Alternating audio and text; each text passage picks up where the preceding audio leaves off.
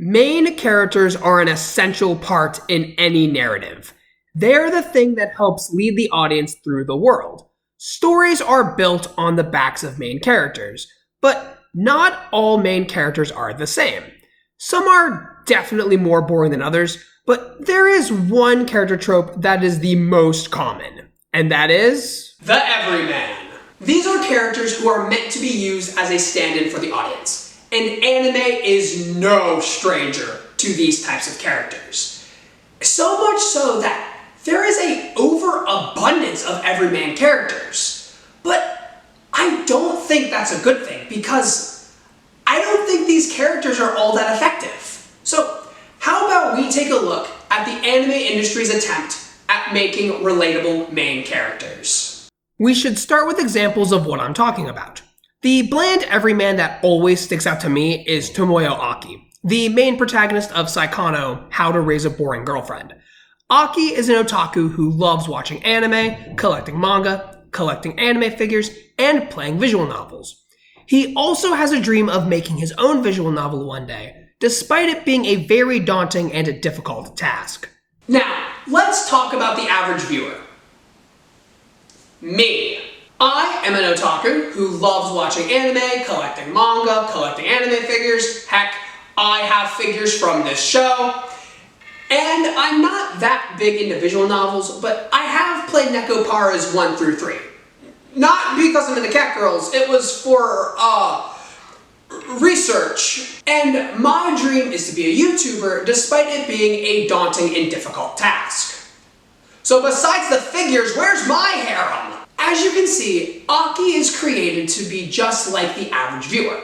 And a lot of the viewers, like me, might tick off all the boxes, and they might want to be a creator of some kind too. But a lot of the times, these dreams don't come to fruition. So, Aki is created as a vessel for the audience to live out their dreams vicariously through. You are meant to root for Aki because he is representative of you achieving your dreams. And if he's able to do it while being surrounded by a bunch of cute girls, then hey, all the better. There are a ton of examples of these characters, a lot of them being in the harem genre. But I've noticed something.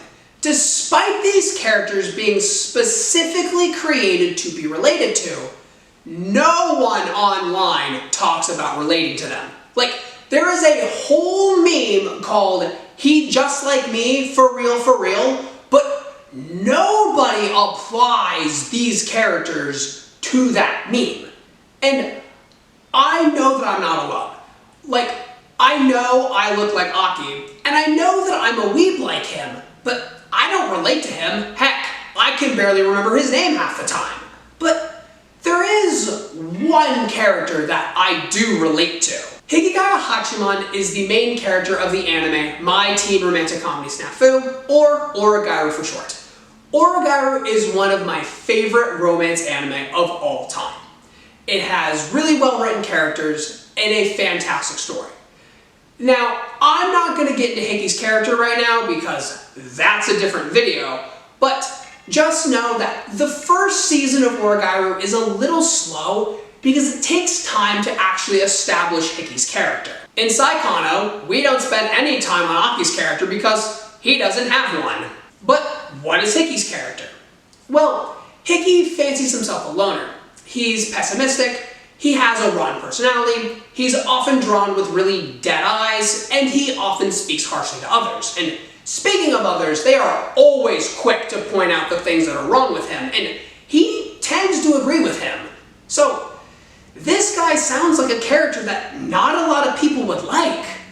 And yet,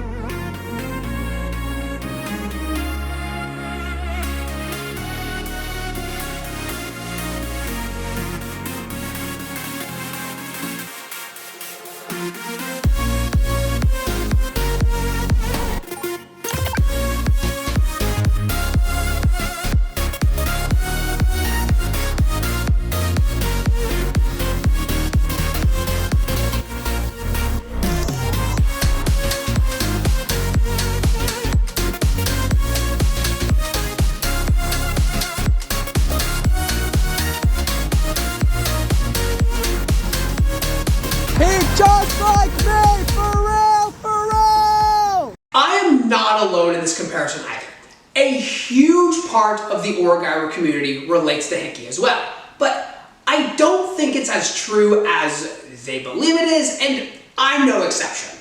Look, I'm not delusional. I know that I'm very different to Hickey, and especially when you see how uncannily similar I was to Aki from earlier. Why do I and everyone else not relate to Aki, but we relate to Hickey?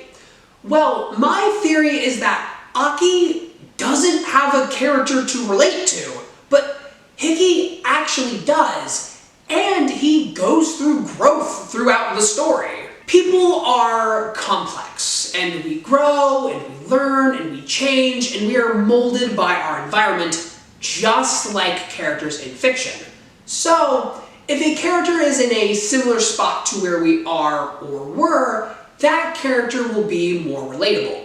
I was definitely alone a lot in high school, and I'm not good at keeping up with relationships, just like our boy Hickey. So even if I don't relate to everything about his personality, some parts of him are definitely relatable to me. But look at Aki. Dude is surrounded by women. Couldn't be me.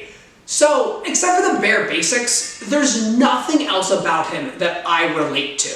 But maybe I'm wrong. Maybe this is just one example. Well, there are actually a ton of examples of characters that aren't meant to be related to, but people really do relate to them. Our next example is Aina Koji from Classroom of the Elite. Everybody relates to him, but I don't think they should. Dude is a literal sociopath who uses others for personal gain. However, he also acts like a loner and a background character who is very quiet and unassuming. So, he is relatable in the same way that Hickey is. Whoa, so you can talk Aina Koji. I have literally heard that said about me to my face before. He's just like me for real, for real. Still not convinced? How about another example? Denji from Chainsaw Man. Now, I have joked about his relatability before, and for good reason. Denji deals with a lot of depressing things and has a hard life, and while these are relatable enough, most people relate to Denji's affinity for breasts. This may be a bit of a joke, but at least people talk about Denji. No one talks about Kimihito Kurusu. That's the protagonist from Monster Musume. See, you couldn't even remember his name. That's how relatable he isn't. But if these characters are bland and forgettable, why do they keep being used? Well, my theory is that these characters are baked into otaku culture because I believe they have their origins in visual novels. I mentioned visual novels earlier, but specifically, what are they? Visual novels are games that have a heavy focus on story and characters and close to zero gameplay. The presentation of these games is normally different scenes of 2D art with character PNGs pasted on top, with a lot of text boxes to click through. A good amount of anime from various genres have origins in visual novels, like Fate, Steins Gate, and Danganronpa. The point of these games is for you to be the protagonist and take on that role like it's an RPG. So, because of this, the player character is just there with the story happening around them. This especially gets bad when we look at visual novels with a romance element to them. The one visual novel series I have played is called Nekopara. It's about a man named Kasho who runs a bakery with the help of his 6 cat girls. All of the girls have different fun personalities, with Maple being the best one. I mean, I'm not into cat girls. But despite the girls having good characters, Kasho is lacking, to say the least. Let me explain it like this. In a good story, you want to show and not tell. Well, in Nekopara, not only do the characters tell you what Kasho's character is, but they will specifically spell it out for you by saying, "Wow, Kasho, that's so like you," because there is no other way to tell you what this guy is like other than them just spelling it out for you. And all of his characterization is just him being nice anyway. There is a good reason for this though. As I've been saying before, he is meant to be relatable, and in this case, it is shown from his perspective, so he is literally you. You are role-playing as him, so we can't make too many bold character decisions because that might not be what you would do in that scenario. And everybody can relate to doing the bare minimum at being nice. So we have an idea of what the everyman is, why it might not be effective, and why it's so prevalent, but there can't be that many of them, right?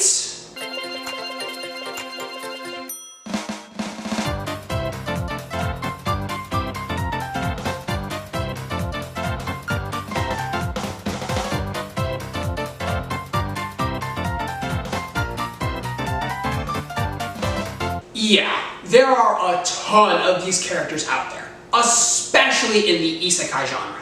And it doesn't help that the isekai genre is bloated anyway. And these shows aren't that popular to begin with. And the ones that are popular actually help to prove my point.